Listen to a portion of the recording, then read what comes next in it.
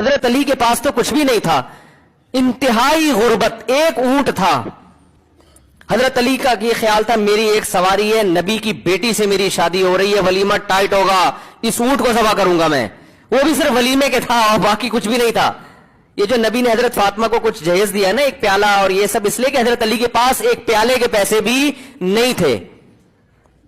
حضرت علی نے سوچا نبی کی بیٹی سے نکاح ہو رہا ہے، ولیمہ تو ہو نا۔ حضرت حمزہ نے وہ اونٹ ذبح کر کے دوستوں کو کھلا دیا۔ عرب میں سخاوت تھی نا، تو وہاں کچھ ان کے خاندان کی خواتین تھی، انہوں نے حضرت حمزہ کو تانا دیا کہ اتنا بڑا اونٹ آپ کے سامنے کھڑا ہوا ہے اور آپ کی سخاوت کو گویا چیلنج ہے۔ یہ عرب تھے بڑے سخی۔ حضرت حمزہ یہ بھول گئے کہ یہ میرا نہیں ہے، یہ کس کا ہے؟ یہ تو حضرت علی کا ہے۔ انہوں نے کہا بھائی یہ وہ عرب تھے، سخاوت ہے نا ان لوگوں میں، کوئی سخاوت کا تانا دے جوش میں، ہمارے ہاں تو تانے دے دے کے مار دو، کم بخت کی جیب سے پیسے نہیں نکلیں گے۔ کہے گا یہی تو ہے، وہ عرب تھے نا عرب۔ انہوں نے شاعری کی، عورتوں نے تانے دیے کہ اے حمزہ یہ اونٹ کھڑا ہوا ہے، اور انہوں نے کہا اونٹ ہے اس کی۔ حضرت علی فرماتے ہیں میں جب آیا تو میں اپنے آنسوؤں پہ قابو نہیں رکھ سکا۔ بارات علی کی حزام کے دروازے پہ آ گئی۔ بارات گھر سے چلی تو بارات کا روب ہی بڑا تھا۔ حسن کا صدقہ یوسف بانٹ رہا تھا۔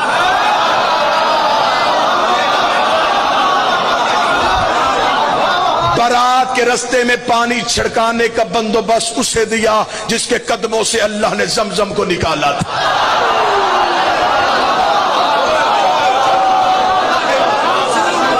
ابراہیم تاج خلت سر پہ رکھے ہوئے تھا، داؤد اپنی زبان سے علی کا سہرا پڑھ رہا تھا، موسیٰ و عیسیٰ چل رہے تھے۔ برات روب سے حزام کے دروازے پہ پہنچی۔ دروازے پہ پہنچی تو براتیوں کو روب تھم گیا۔ استقبال کرنے والیوں میں کہیں مریم کھڑی تھی،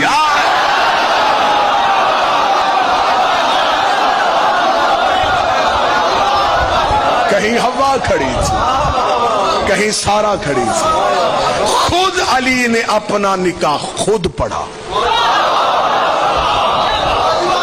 معصوم کا نکاح سوائے معصوم کے کوئی نہیں پڑھ سکتا۔ اللہ جانے ابو طالب کون تھا۔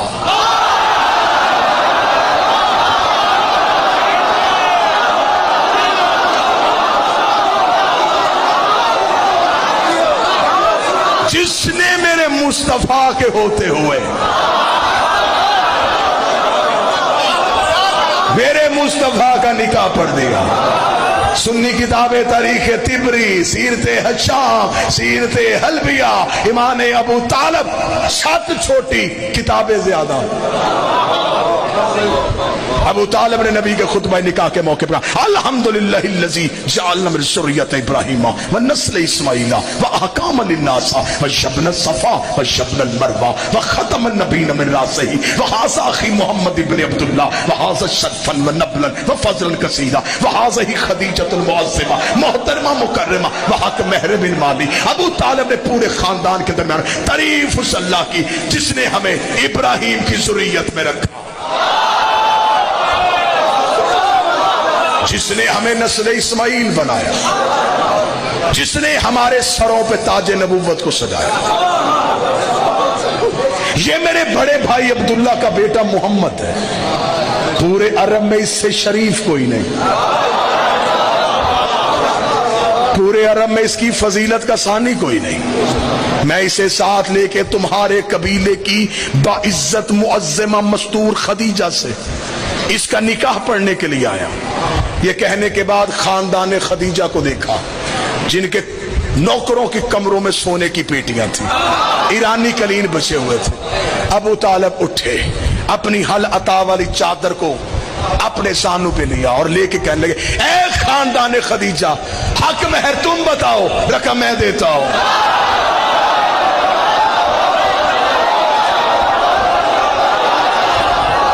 مولا کس خاندان سے کہہ رہا ہے؟ ان کے ایرانی قلین، ان کے ریشم و دیبا کے پردے، ان کی 80,000 اونٹ تجارت کریں۔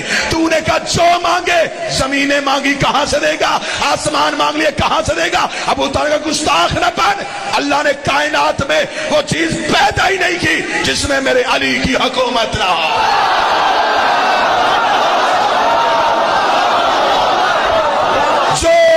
मांगे मैं दूं।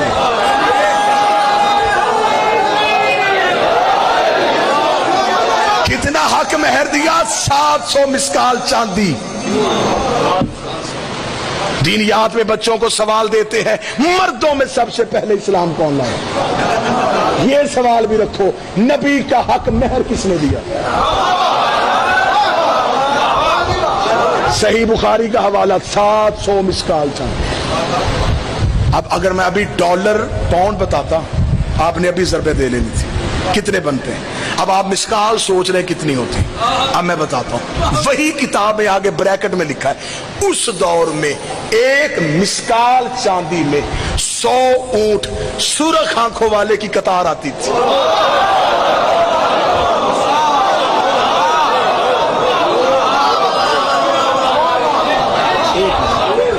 अबू तालिब दिया 700, अरबों को अभी तक 100 ऊंट नहीं मिला।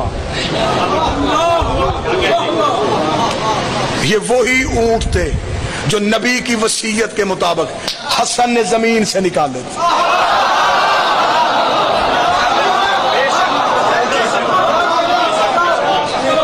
अली ने, अब मुझे सरकार अब्बास पढ़ने दो, अली ने खुद निकाह पढ़ा।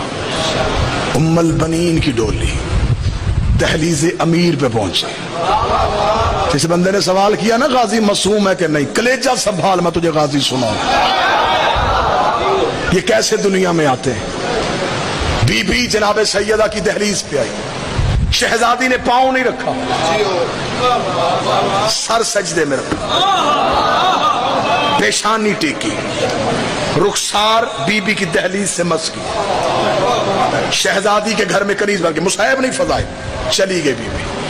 बीबी कहती है, जिस रात गाजी ने दुनिया में आना था, मेरे यहां विलादत के कोई आसार नहीं थे।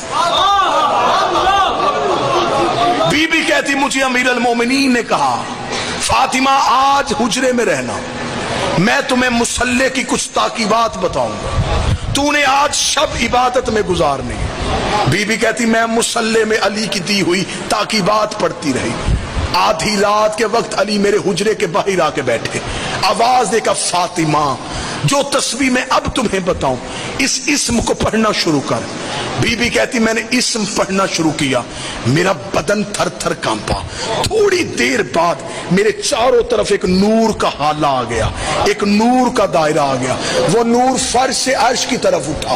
बीबी कहती, अली की आवाज आई, फातिमा आसमान की तरफ देख। बीबी कहती, मेरी निगाहें अर्श पे गई, मेरे अर्श के पर्दे हट चुके थे, मैं कायनात की हर चीज देख रही थी, मैं अर्श के अंदर देख रही थी, हजाबात हट चुके थे, मेरी नजरें हिजाब गैबत में थी। बीबी कहती, मेरी निगाहें वहीं पे रुकी थी, या मौला ने मुझे कहा अब इस इस्म को पढ़ना शुरू कर दे। बीबी कहती, मैं इस्म पढ़ती गई, आंखें बंद करती गई। बीबी कहती, इधर मेरी तस्बीह मुकम्मल हुई, इधर गोद में अब्बास मुकम्मल।